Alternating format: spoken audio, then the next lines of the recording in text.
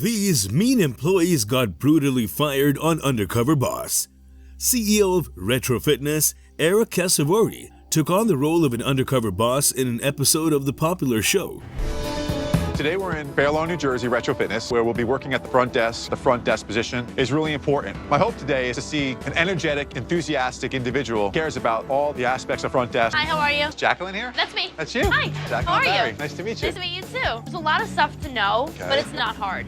Demonstrating a dismissive and superior attitude. She seemed to belittle her own position as a front desk employee, implying that she didn't take her responsibility seriously.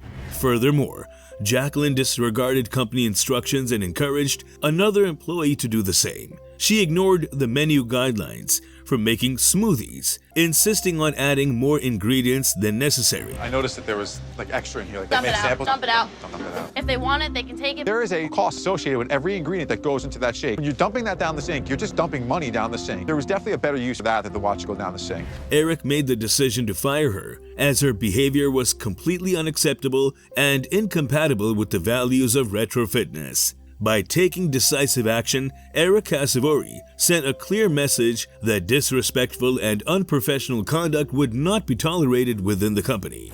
CEO of Buffalo Wings and Rings, Nader Mastey, participated in an episode of Undercover Boss where he disguised himself to assess the operations of his restaurant chain. During his undercover experience, Nader encountered Wes, a kitchen manager.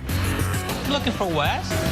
Hi. Hey, how's it going? I'm looking for Wes. It's me. I'm Pete. He's got the scumbag gold chain, thick nerd glasses, shiny bald head, very soft, like grandma's pancake. I was a little bit intimidated by his demeanor. He seemed a little ready to go.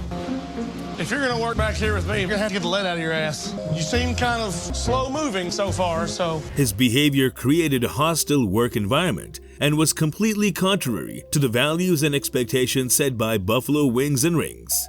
Despite Nader's attempts to address the issue and give Wes an opportunity to rectify his behavior, Wes remained unapologetic and defiant. This indicated a lack of willingness to change and showcased a disregard for the impact of his actions on the overall work environment. I've heard it all today. I've heard terms today that I've never heard before. Pete is a little bitch, made of vagina. Brendan has a mangina. You always like this stuff? Are you on crack or? It's upsetting to me, cringing on the inside. Classic definition of a bully. This is unacceptable. Recognizing that such behavior was incompatible with the company's standards, Nader made the difficult decision to terminate Wes's employment. President and CEO, Buffalo Wings and Rings. Okay. When I first walked in, you were very strong. You used language that I wouldn't typically use. These are high school teenage kids. I'm not their dada. I'm not their guidance counselor. Okay. I have asked Sean and Red to be here today. Put them right here.